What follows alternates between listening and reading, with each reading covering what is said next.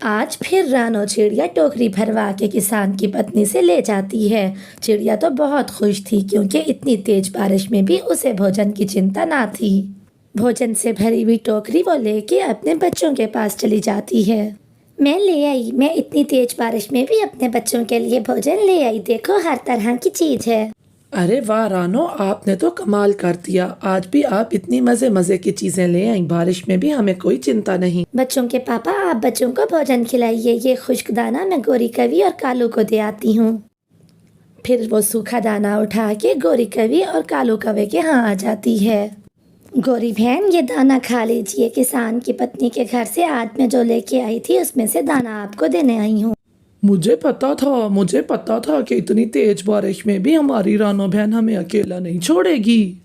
रानो, मैं तो तुम्हारे भाई कालू से कह रही थी, क्या रानो ने हमारा ठेका उठा लिया है कि रोज ही हमें वो दाना दे। लेकिन देखो तो तुम आज भी लेके आई हमारे लिए दाना। हाँ गोरी बहन, मुझे बहुत सारा भोजन देती है किसान की पत्नी, इसलिए मैं अपने हमसाओं में भी बांट देती हूँ। अच्छा, अब मैं चलती हूँ। ऐसा कहते हुए रानो चिड़िया वहाँ से चली जाती है और गोरी और कालू वो दाना खा लेते हैं। रानो तेज बारिश में वापस घर जा रही होती है कि रास्ते में वो दो लोगों को कबूतर के घर के बाहर बैठा दरवाजा खटकाते हुए देखती है। रानो चिड़िया वहीं एक पेड़ की डाल पे बैठ के सब देखने लगती है। कबूतर अपने घर से दरवाजा खोलने के लिए बाहर आता है। कबूतर भाई, क्या आज रात हम दोनों आपके घर में गुजार लें? हमारा घर टूट गया है बारिश में। मिठू, मेरा तो खुद का घर बहुत कमजोर है और मैं तो डरा हुआ हूँ कि इतनी तेज बारिश है, कहीं गिर ही ना जाए मेरा घर। मैं नहीं रख सकता तुम्हें। मुझे जाना होगा, मुझे इन पक्षियों की मदद करनी होगी, बारिश बहुत तेज है। ऐसा कहते हुए रानो चिड़िया उड़ के उनके पास आ जाती है। मिठू भैया, बारिश बहुत तेज है, आपका घर टूट गया है। मुझे सुन के अफसोस हुआ, पास ही मेरा घर है, आप लोग आइए मेरे साथ। रानो बहन, आप बहुत अच्छी हो, मैंने आपके बारे में बहुत कुछ सुना है। मैं आपका ये एहसान कभी नहीं भूलूंगी। फिर रानो चिड़िया उनको लेके अपने घर की तरफ उड़ती है। बहुत जल्द वो अपने घर में पहुंच जाती है।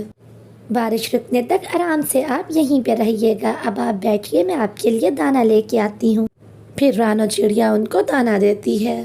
रानो बहन, आप भी खाइए। फिर वो तीनों मिलके सूखा दाना खा लेते हैं। कालू, मुझे ये बताओ, कब तक ये मजे करती रहेगी? किसान की पत्नी से सारा भोजन यही ले आती है, हम भी तो इसी जंगल के पक्षी हैं। गोरी, इतनी लालच भी मत करो, वो हमें भी तो ला के देती है भोजन। इतनी तेज बारिश में भी हमें बाहर नहीं जाना पड़ता। तुम आलसी को तो बस यही है ना कि हमें बाहर नहीं जाना पड़ता। मैं जाऊंगी और अब कोई ऐसा चक्कर चलाऊंगी कि किसान की पत्नी कल से सारा भोजन हमें ही देगी। चलो तुम मेरे साथ। गोरी और कालू तेज बारिश में उड़ते हैं। वो जल्द ही इंसानों की बस्ती में पहुंच जाते हैं और किसान की पत्नी के घर की छत पर बैठ जाते हैं। किसान की पत्नी मुंह हाथ धो रही होती है और उसका कंगन साथ ही दरवाजे के पास पड़ा होता है। कालू और गोरी छत पर बैठ के ये सब देख रहे होते हैं। उनमें से कालू चुपके से उड़ता है और कंगन के पास आके बैठ जाता है और फिर वो उस कंगन को चुरा लेता है और वो दोनों वहाँ से भाग जाते हैं। कंगन चुरा के वो दोनों अपने जंगल, अपने घर पे आ जाते हैं।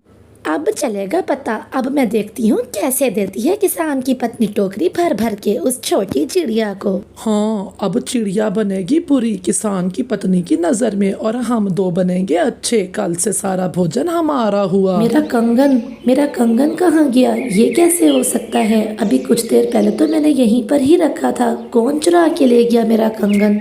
किसान की पत्नी यूं परेशान होकर अपना कंगन ढूंढने लग जाती है। शाम के बाद कौवा और कवि किसान की पत्नी के पास आते हैं। माँ जी, ये सोने का कंगन आपका है क्या? ये कंगन तो मेरा है, लेकिन ये तुम्हारे पास कहाँ से आया? मैं कब से इसे ढूंढ रही हूँ। वो है ना चोरनी चिड़िया, उठा के ले गई थी तुम्हारे घर से। ये मैंने देखा तो छीन के ले आई उससे। माँ जी, हम बहुत अच्छे कवि हैं, हमसे बुरे काम नहीं देखे जाते।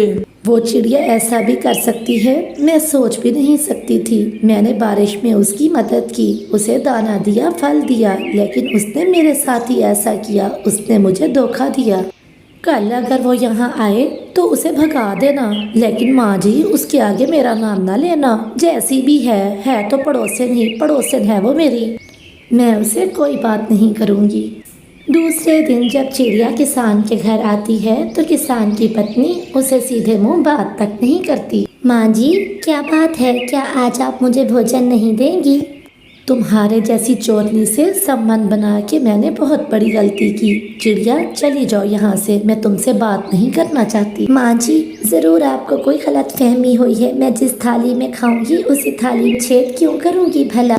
ऐसे चिड़िया रोते हुए वहाँ से चली जाती है। थोड़ी देर बाद कौवा और कवि अपनी टोकरी लेके वहाँ आते हैं और किसान की पत्नी से मीठी मीठी बातें करने के बाद उससे भोजन लेके वहाँ से चले जाते हैं। कालू, हमने कितनी चालाकी से किसान की पत्नी का कंगन चुरा के चिड़िया को चोर बना दिया। हाँ, और अब किसान की पत्नी हर रोज हमें ही भोजन दिया करेगी। मिट्ठू तोता पीछे के पेड़ पे बैठा अमरूद खा रहा था। वो सारी बात सुन लेता है।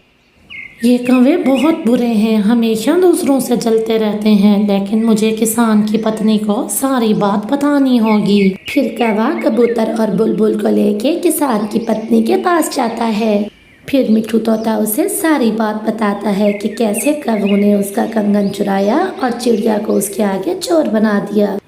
माँ जी, आप उस चिड़िया पे शक ना करें। वो चिड़िया तो बहुत दयालु चिड़िया है। उसने हमेशा मुश्किल में हम सब की मदद की है।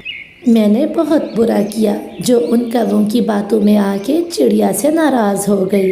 फिर किसान की पत्नी चिड़िया से अपने किए की माफ़ी मांगती है और फिर जब कौवे भोजन लेने के लिए आते हैं तो किसान की पत्नी डंडा लेके उनकी अच्छी पिटाई करती है और उन्हें भगा देती है।